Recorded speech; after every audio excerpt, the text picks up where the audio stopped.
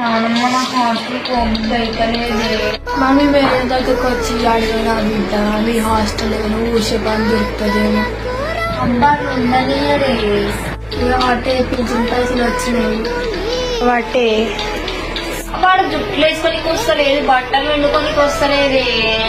మా బిడ్డ ఇంత చిన్నప్పుడు ఇంతకు వచ్చినానే. నాన్న అడిగి మరి మీ హాస్టల్ కాడికి వచ్చి హాస్టల్ ఏమొద్దని చెప్తానే, నా కాడ ఉండి చదివించుకుంటానే. ఏం చెప్పకే మా డాడీకి, మా డాడీ ఏం చెప్పిన అయినాడు. ఇంకా పోయి వస్తా. ఇక వాటే ఈ డ్రై ఫ్రూట్స్ తీసుకోండి మంచిగా బిడ్డ. మన ఊరి పెద్ద సరిగా కుక్కుతాం మొత్తం. ఇవన్నెందుకే? వాళ్ళ బట్టలు నువ్వు వేసుకోకు, నీ బట్టలు అలా తీయకే. అలా పోవాలని మరి నీకు వచ్చిపోయి ఈ కూరగా వేసినవి ఆలకరంగా వేసినవి అంటే పోతే పిల్ల ముద్దు ఉందని సంపుతాయి. ఏమన్నా అంటే మా నాయన ఉందని చెప్పి ప్రతి వారం వస్తా.